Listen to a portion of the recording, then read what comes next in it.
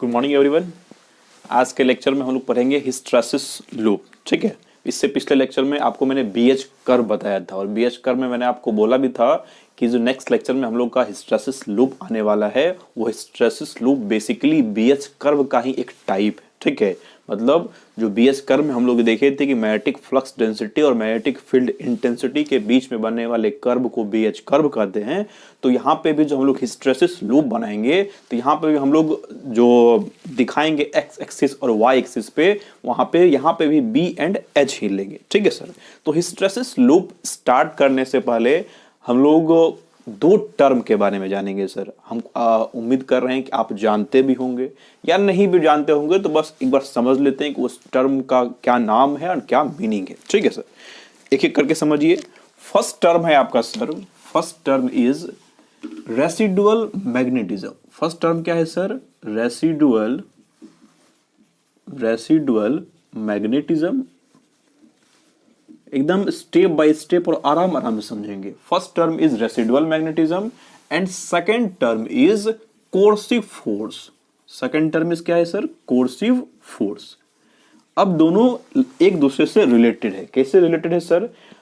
अब पहले आप रेसिडुअल मैग्नेटिज्म को समझिए। रेसिडुअल मैग्नेटिज्म कहता है कि रेसिडुअल मैग्नेटिज्म को आप रेसिडुअल फ्लक्स भी कह सकते हैं या रेसिडुअल फ्लक्स डेंसिटी भी कह सकते हैं। ठीक है, तो यहाँ पे हम लोग बी एंड एच के बारे में बात करेंगे, यानी फ्लक्स डेंसिटी के टर्म में बात करेंगे। तो आप रेसिडुअल मैग्नेटिज्म को एज ए फ्लक्स डेंसिटी समझिए। क्या समझिए सर? Flux density. ठीक है, तो रेसिडुअल मैग्नेटिज्म क्या कहता है?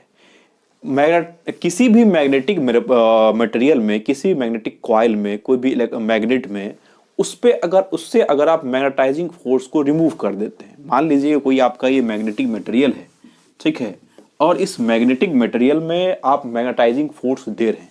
मैग्नेटिक मटेरियल में क्या दे रहे हैं सर? Magnetising force. या फिर ये जो आपका मटेरियल है ये एक मैग्नेट की तरह बिहेव कर रहा है। किसकी तरह बिहेव कर रहा है? मैग्नेट की तरह बिहेव कर रहा है। और मैग्नेट की तरह कब बिहेव करेगा? जब इसमें मैग्नेटाइजिंग फोर्स यानी कि मैग्नेटिक फ्लक्स फ्लो करेगा, इससे मैग्नेटिक फ्लक्स प्रोड्यूस होगा, तो ये मैग्नेट की तरह बिहेव करेगा।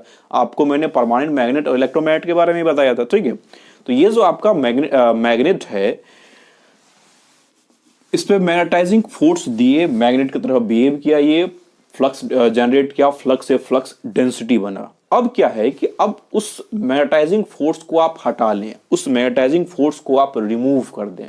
तो जब आप उस मैग्नेटाइजिंग फोर्स को रिमूव कर देंगे, कहने का सेंस क्या है कि इसके ऊपर जो मैग्नेटाइजिंग फोर्स दिया जा रहा था वो मैग्नेटाइजिंग फोर्स को आप हटा लिए। अब जब मैग्नेटाइजिंग फोर्स को आप हटा लिए तो आप चाहेंगे कि ये जो मैग्नेट की तरह बिहेव कर रहा था, फ्लक्स जनरेट कर रहा था, फ्लक्स डेंसिटी जो आ रहा था उसमें वो फ्लक्स डेंसिटी ना आए। ये आप चाहेंगे, हम भी चाहेंगे फ्लक्स डेंसिटी ना आए, बट मैग्नेटिक मटेरियल में ऐसा नहीं होता है सर। मैग्नेटिक मटेरियल में होता क्या है कि आप उसके मैग्नेटाइजिंग फोर्स को रिमूव कर देंगे और रिमूव करने के बाद भी उसमें सम अमाउंट में मैग्नेटिक फ्लक्स डेंसिटी रहता है। सम अमाउंट में क्या रहता है सर? मैग्नेटिक फ्लक्स डेंसिटी रहता है। आप यहाँ पे मैग्नेटिक फ्लक्स भी कह सकते हैं।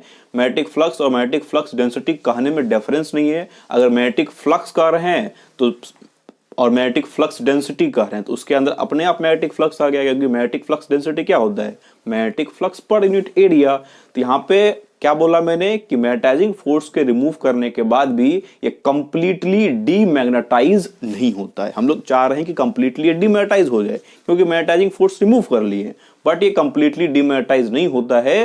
तो जो डीमैग्नेटाइज नहीं हुआ, और डीमैग्नेटाइज क्यों नहीं हुआ? क्योंकि इसके अंदर मैग्नेटिक फ्लक्स डेंसिटी का कुछ अमाउंट है।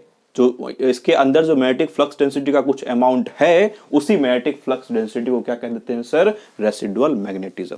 ठीक है, यानी इसके डेफिनेशन के रूप में कहा जाए तो डेफिनेशन के रूप में आप ऐसे कह सकते हैं कि रेसिडुअल मैग्नेटिज्म किसी मैग्नेटिक मटेरियल का वो प्रॉपर्टी है जिस प्रॉपर्टी में मैग्नेटाइजिंग फोर्स के रिमूव करने के बाद भी उस मटेरियल के अंदर सम अमाउंट में मैग्नेटिक फ्लक्स डेंसिटी रहता है। क्लियर? अब second term is coercive force. First term में आप क्या देखें कि मैग्नेटाइजिंग फोर्स को रिमूव करने के बाद भी उसके अंदर सम अमाउंट में मैग्नेटिक फ्लक्स डेंसिटी था। अब उस मैग्नेटिक फ्लक्स डेंसिटी को, यानी मैग्नेटिक मटेरियल आपका क्या था, सम अमाउंट में मैग्नेटिक फ्लक्स डेंसिटी है, इस बात का मतलब ये है कि वो कुछ ना कुछ मैग्नेटाइज्ड है, कुछ ना कुछ क्या है सर, मैग्नेटाइज है, और हमको वहां पे कंप्लीटली डीमैग्नेटाइज करना है।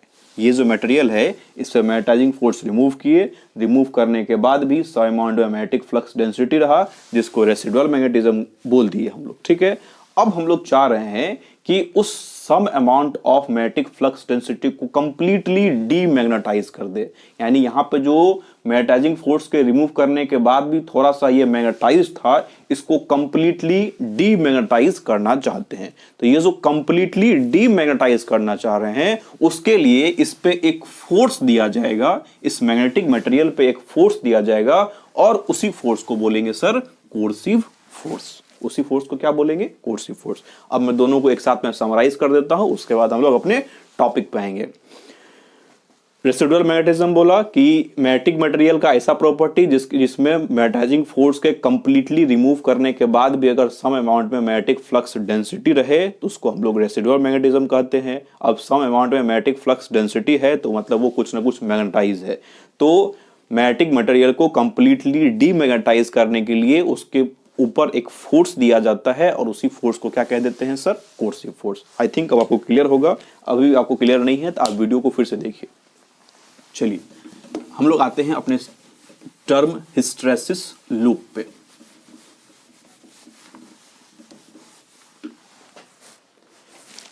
इस हिस्टैरिसीस लूप में आप देख रहे होंगे कि सर इसमें दो टर्म है। कितना टर्म है सर, दो term. First one is hysteresis and second one is loop. Hysteresis and loop. अब लूप तो समझ में आ रहा है सर। लूप मतलब क्या, कोई क्लोज पाथ, कोई क्लोज सर्किट, कोई क्लोज सर्किट हो, क्लोज पाथ हो, उसको हम लोग लूप कह देंगे। हिस्टैरिसीस किसको बोलेंगे सर, व्हाट इज हिस्टैरिसीस, ठीक है। तो हिस्टैरिसीस जो है आपका सर, हिस्टैरिसीस एक ग्रीक वर्ड हिस्ट्रेन से लिया गया है। हिस्टैरिसीस एक ग्रीक वर्ड हिस्ट्रेन से बना है। किससे बना है, हिस्टैरिसीस एक ग्रीक, थ्योरी में मैं सब आपको लिखा दूंगा, अभी आप सुनिए, सुनते जाइए। हिस्टैरिसीस एक ग्रीक वर्ड हिस्ट्रेन, हिस्ट्रेन को अगर लिखा जाए तो HYSTEREIN। हिस्टैरिसीस वर्ड जो है, हिस्टैरिसीस शब्द जो है एक ग्रीक वर्ड हिस्ट्रेन से लिया गया है, जिसका मीनिंग होता है टू लैग बिहाइंड। क्या होता है sir, to lag behind. Clear, I repeat, hysteresis word एक ग्रीक वर्ड हिस्ट्रेन से लिया गया है, जिसका मीनिंग होता है टू लैग बिहाइंड। अब इस मीनिंग से इसका डेफिनेशन कैसे निकलेगा सर, तो हिस्टैरिसीस का डेफिनेशन कहता है कि यदि मैग्नेटिक फ्लक्स डेंसिटी, क्या बोला sir, magnetic flux density magnetic field intensity के lag, magnetic flux density magnetic field intensity से लैग करे, यदि magnetic flux density magnetic field intensity से लैग करे, तो ये जो लैग करने का जो फेनोमेनन है, लैग करने का जो घटना है, इसी को हिस्टैरिसीस कहते हैं। नहीं समझ में आया सर, एक बार और समझिए, दोनों को साथ में समझते हैं। हिस्टैरिसीस वर्ड एक ग्रीक वर्ड हिस्ट्रेन से लिया गया है, जिसका मीनिंग होता है टू लैग बिहाइंड, ठीक है। अब ये तो समझ गए सर। हिस्टैरिसीस का डेफिनेशन क्या होता है सर, तो हिस्टैरिसीस का डेफिनेशन कहता है कि वैसा घटना जिसमें मैग्नेटिक फ्लक्स डेंसिटी, क्या, magnetic flux density magnetic field intensity के बिहाइंड लैग करता है। Magnetic flux density magnetic field intensity के बिहाइंड लैग करता है, तो इस घटना को, इस फेनोमेनन को हिस्टैरिसीस कहते हैं, मैग्नेटिक हिस्टैरिसीस कहते हैं। हिस्टैरिसीस या मैग्नेटिक हिस्टैरिसीस कोई फर्क नहीं है। समझ में आ गया होगा आपको। चलिए अब ये दो बात समझ गए, हिस्टैरिसीस क्या होता है और हिस्टैरिसीस कैसे बना, कौन से वर्ड से बना, ये भी आप समझ गए, ठीक है। अब हिस्टैरिसीस लूप क्या होता है सर, उसको भी समझेंगे। उसके बाद हम लोग आएंगे कि हिस्टैरिसीस लूप बनाते कैसे हैं। तो हिस्टैरिसीस के बारे में समझ गए कि magnetic flux density magnetic field intensity से लैग करेगा, ठीक है। अब किसी मैग्नेटिक सर्किट में जो मैग्नेटिक मटेरियल है या मैग्नेटिक कॉइल है, कोई कुछ भी हो सकता है, मैग्नेटिक मटेरियल भी हो सकता है, मैग्नेटिक कॉइल भी हो सकता है, ठीक है। अब उस मैग्नेटिक मटेरियल पे अगर अल्टरनेटिंग मैग्नेटिक फील्ड दिया जाए, क्या बोला मैंने, किसी मैग्नेटिक सर्किट में या किसी मैग्नेटिक मटेरियल पे एक अल्टरनेटिंग फील्ड दिया जाए, तो जब उस पे अल्टरनेटिंग मैग्नेटिक फील्ड देंगे तो ऑब्वियस सी बात है उसमें मैग्नेटिक फ्लक्स डेंसिटी भी आएगा और फील्ड इंटेंसिटी भी आएगा। या फिर आप ये कह सकते हैं कि कोई भी आपका मैग्नेटिक मटेरियल है उसके अंदर आप फ्लक्स जनरेट करवा दें, तो आप उसके अंदर फ्लक्स जनरेट करवा देंगे तो ऑब्वियस सी बात है उसमें फ्लक्स डेंसिटी भी आएगा, और फ्लक्स जनरेट हुआ है तो इसका मतलब है कि मैग्नेटाइजिंग करंट फ्लो किया था, तो फील्ड इंटेंसिटी यानी NI/L से फील्ड इंटेंसिटी भी आ जाएगा आपका, और phi/A से फ्लक्स डेंसिटी भी आ जाएगा। ठीक है, और हिस्टैरिसीस का डेफिनेशन में ही बोला कि magnetic flux density field intensity से लैग करता है। तो जब किसी मैग्नेटिक सर्किट में अल्टरनेटिंग मैग्नेटिक फील्ड आप देंगे तो उस केस में मैग्नेटिक फ्लक्स डेंसिटी और फील्ड इंटेंसिटी के बीच एक ग्राफ बनेगा, एक क्लोज ग्राफ बनेगा, एक क्लोज सर्किट बनेगा, एक क्लोज लूप बनेगा, और उसी क्लोज लूप को हिस्टैरिसीस लूप बोलेंगे। नहीं समझ में आया सर? एक बार और समझिए, किसी मैग्नेटिक सर्किट में या किसी मैग्नेटिक मटेरियल पे अल्टरनेटिंग मैग्नेटिक फील्ड दिया जाए, तो अल्टरनेटिंग मैग्नेटिक फील्ड देने से उस मैग्नेटिक मटेरियल में उसके फ्लक्स डेंसिटी और उसके फील्ड इंटेंसिटी के बीच एक ग्राफ प्लॉट किया जाएगा, एक ग्राफ बनाया जाएगा, और वो एक क्लोज ग्राफ होगा, एक क्लोज सर्किट होगा, और उसी क्लोज सर्किट को क्या बोलेंगे सर? हिस्टैरिसीस लूप बोलेंगे। क्लियर? तो इस तीनों बात को एक बार और मैं समराइज कर देता हूं। हिस्टैरिसीस जो है एक ग्रीक वर्ड हिस्ट्रेन से लिया गया है, इसका मतलब होता है टू लैग बिहाइंड। अब हिस्टैरिसीस का डेफिनेशन क्या होता है, उसके मीनिंग से ही चलेंगे हम लोग। तो हिस्टैरिसीस के डेफिनेशन में कहता है कि यदि magnetic flux density magnetic field intensity से लैग कर रहा है तो इस घटना को हिस्टैरिसीस कहते हैं। और हिस्टैरिसीस लूप किसको कहते हैं सर? कि मैग्नेटिक सर्किट में आप मैग्नेटाइजिंग फोर्स दे या फिर अल्टरनेटिंग मैग्नेटिक फील्ड अप्लाई करे, तो वहां पे B&S मतलब फ्लक्स डेंसिटी और फील्ड इंटेंसिटी के बीच एक ग्राफ बनेगा, एक क्लोज लूप बनेगा, और उसी क्लोज लूप को क्या बोलेंगे sir? Hysteresis loop. I think अब आपको क्लियर हो गया होगा। अब हम लोग आते हैं अपने टॉपिक पे कि हिस्टैरिसीस लूप बनाएंगे कैसे सर? हिस्टैरिसीस लूप बनाएंगे कैसे? How to draw hysteresis loop, hysteresis loop को ड्रॉ कैसे किया जाएगा? तो हम लोग इसको आराम से समझेंगे, स्टेप बाय स्टेप समझेंगे। चलिए,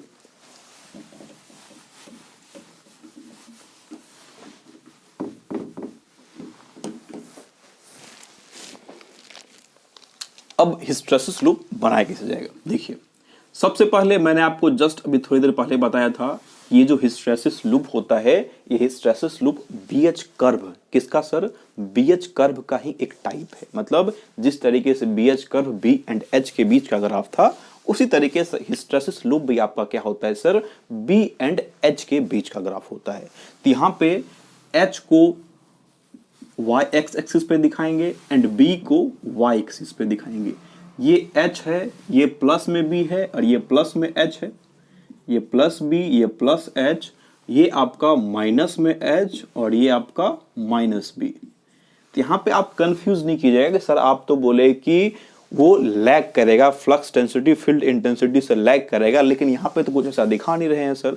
तो आपको आगे दिखाएंगे, जब ये लूप कंप्लीट बनके तैयार हो जाएगा तो आपको दिखाएंगे कि फ्लक्स डेंसिटी फील्ड इंटेंसिटी से लैग कर रहा है। ठीक है, चलिए अब इस हिस्टैरिसीस लूप को ड्रॉ करना है सर।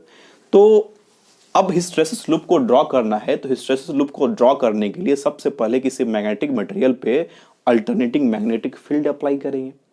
मान लीजिए कोई मैग्नेटिक मटेरियल है या मैग्नेटिक कॉइल है, उस पर क्या अप्लाई करेंगे? Alternating magnetic field. और अल्टरनेटिंग मैग्नेटिक फील्ड अप्लाई करने के लिए उसमें होता क्या है? बेसिक अल्टरनेटिंग मैग्नेटिक फील्ड का मतलब क्या होता है कि मान लीजिए आपका ये कोई कॉइल है या फिर कोई भी एक मटेरियल है, इस पे कॉइलिंग क्या हुआ है? कॉइलिंग क्या हुआ है? इसमें हम लोग करंट फ्लो करवा देते हैं, और करंट फ्लो करने से इसमें क्या होता है सर? करंट फ्लो कर दिया I, और इसमें फ्लक्स जनरेट हो जाता है। तो इस पे जो करंट फ्लो करता है तो उसको बोलते हैं मैग्नेटाइजिंग करंट। क्या बोलते हैं सर? Magnetizing current. और मैग्नेटाइजिंग करंट I से ही आपको MMF NI आता है, और फील्ड इंटेंसिटी NI/L आता है, और करंट से जनरेट हो जाता है फ्लक्स फाई आता है, और फ्लक्स से phi/A फ्लक्स डेंसिटी आता है। क्लियर? यहां तक आप समझ गए।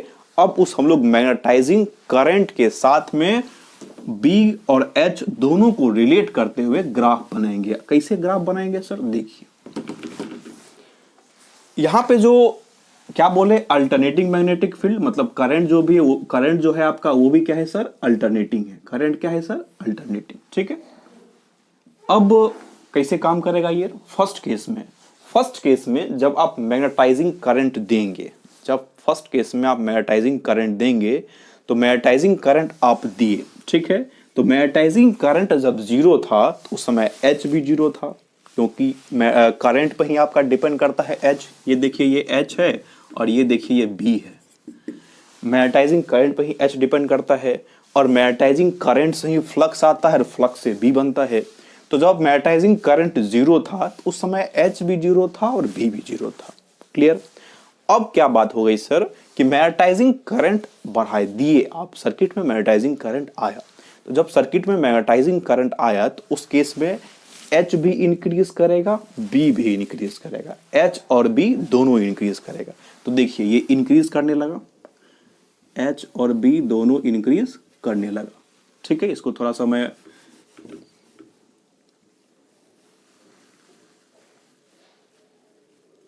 देखिए, ये एच और बी दोनों इंक्रीज किया, ठीक है सर। आपको मैंने बीएच कर्व में बताया था कि बीएच कर्व में होता क्या है कि एक पॉइंट के बाद एच को आप कितना भी बढ़ाते चले जाए, आपका बी इंक्रीज नहीं करेगा, बी क्या हो जाता है, सेचुरेट कर जाता है। तो यहां पे वही बात आ जाएगा सर, आप याद कीजिए पिछले लेक्चर को, वो बताना इसलिए जरूरी था क्योंकि बीएच हिस्टैरिसीस लूप में उसका यूज होना था। तो हिस्टैरिसीस लूप में क्या, मैग्नेटाइजिंग करंट बढ़ाए, एच बढ़ा, एच के साथ में बी भी बढ़ा। अब आप एक पॉइंट के बाद अगर आप एच को बढ़ाए या करंट को बढ़ाए, लेकिन वहां पे एच और करंट को बढ़ाने से वो बी नहीं बढ़ेगा। अब यहां पे करंट को भी बढ़ाया नहीं जाएगा सर। देखिए ये आपका करंट था, ये जीरो पे था, करंट को आप इंक्रीज करते गए और मैक्सिमम पॉइंट पे करंट आपका आ गया, ठीक है। अब जब मैक्सिमम पॉइंट पे करंट आ गया तो उस पॉइंट के बाद करंट डिक्रीज करेगा।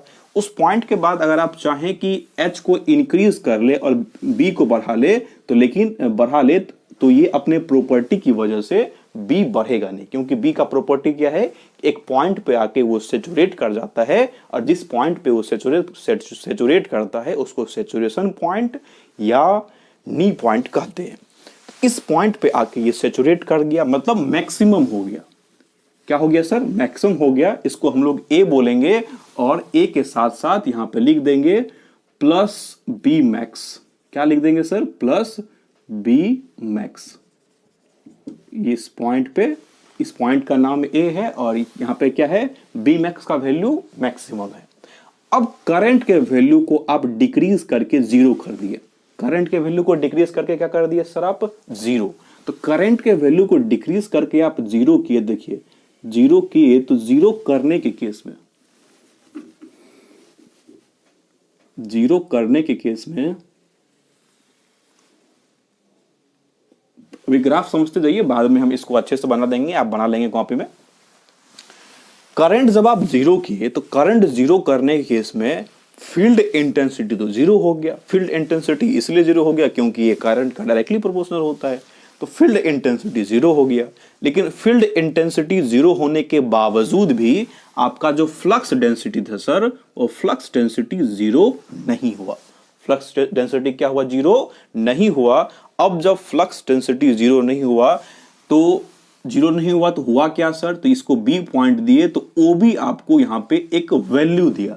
मतलब इस पॉइंट पे फील्ड इंटेंसिटी जीरो है लेकिन फ्लक्स डेंसिटी का कुछ ना कुछ वैल्यू है जो कि ओबी है। याद कीजिए अभी आपको हम रेसिडुअल मैग्नेटिज्म बताए थे, रेसिडुअल मैग्नेटिज्म में बताए थे कि मैग्नेटाइजिंग फोर्स को रिमूव करने के बाद भी, कंप्लीट जीरो करने के बाद भी उसमें कुछ ना कुछ अमाउंट में फ्लक्स डेंसिटी रहता है, उसको हम लोग रेसिडुअल मैग्नेटिज्म कहते हैं। तो यहाँ पे मैग्नेटाइजिंग फोर्स कंप्लीट जीरो है और मैग्नेटाइजिंग करंट भी जीरो है, but flux density some amount में है।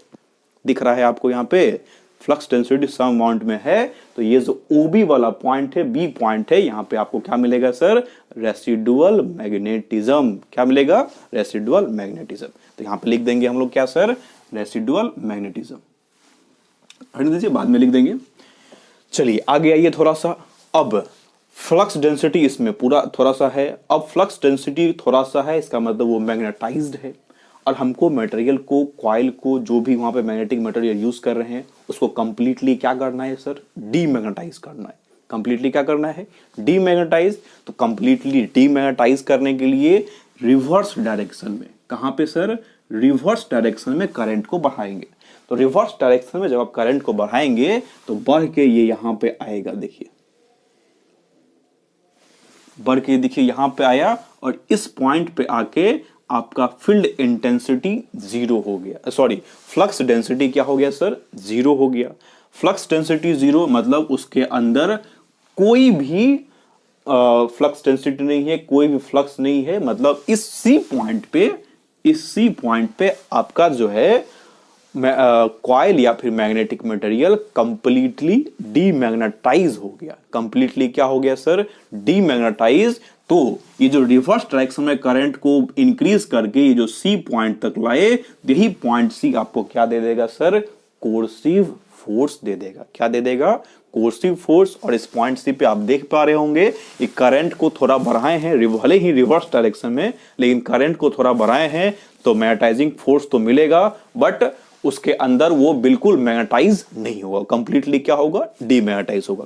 करंट को थोड़ा सा ही बढ़ाए हैं, ज्यादा नहीं बढ़ाए हैं। ठीक है, चलिए यहां तक बात समझ में आ गई। तो बी पॉइंट पे आपको रेसिडुअल मैग्नेटिज्म मिलेगा, सी पॉइंट पे कोर्सिव फोर्स मिलेगा। चलिए आगे आते हैं थोड़ा सा। अब जब आप आगे आएंगे थोड़ा सा, तो करंट को थोड़ा सा बढ़ाए थे, अब बढ़ा के इसको मैक्सिमम कर दिया रिवर्स डायरेक्शन में। तो जब करंट को बढ़ा के आप मैक्सिमम कर देंगे रिवर्स डायरेक्शन में, तो उस केस में इस सी पॉइंट से ग्राफ आगे बढ़ेगा।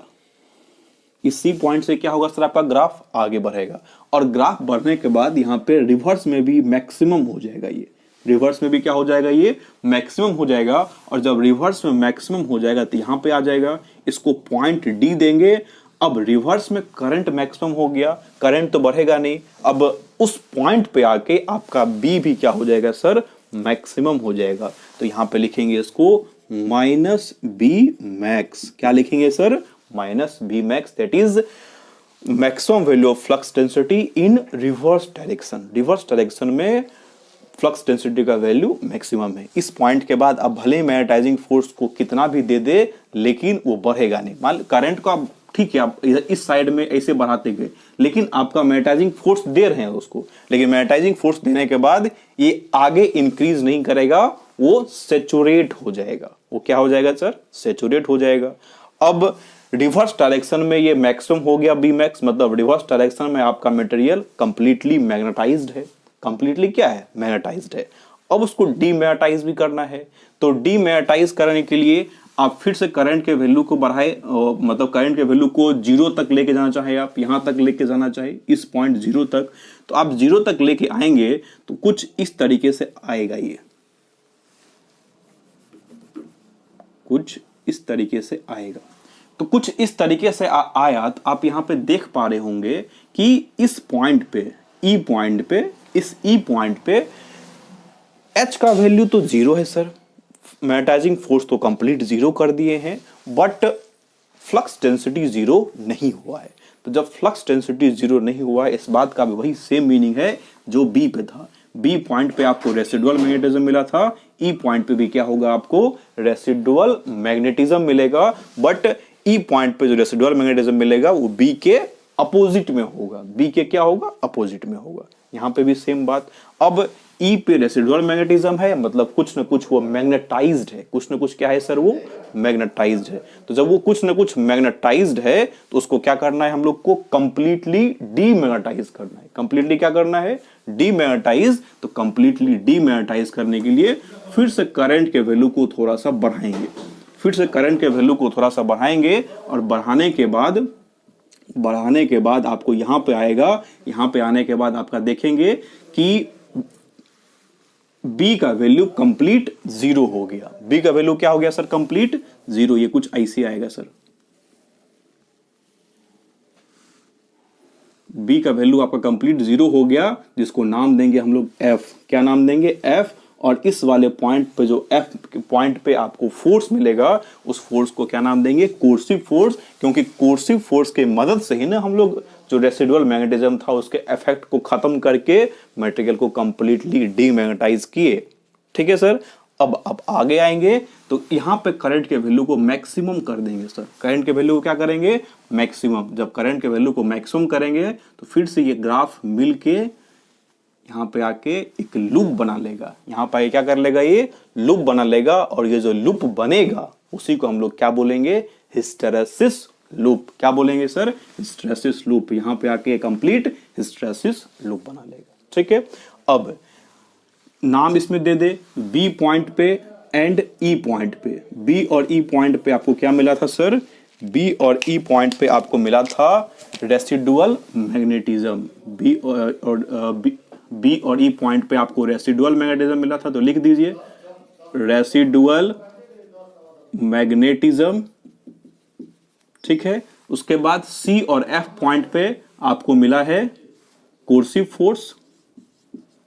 कोर्सिव फोर्स, तो यहां पे हम लोग लिख देंगे कोर्सिव फोर्स। ठीक है। उसके बाद कंप्लीट खत्म हो गया, ये हिस्टेरेसिस लूप हमारा बनके तैयार हो गया। यहां पे एक बात और आपको क्लियर कर देते हैं कि आप सुने भी होंगे, नहीं भी सुने होंगे, तो मैं आपको बता देता हूं। ये जो हिस्टेरेसिस लूप होता है ये कंप्लीट एक साइकिल के लिए बनाया जाता है। कंप्लीट किसके लिए होता है सर? 1 साइकिल के लिए। लेकिन यहां पे आप देख रहे होंगे कि हिस्टेरेसिस लूप एक साइकिल से थोड़ा सा आगे बढ़ गया है। एक साइकिल को कंप्लीट किया लेकिन थोड़ा सा आगे बढ़ गया है।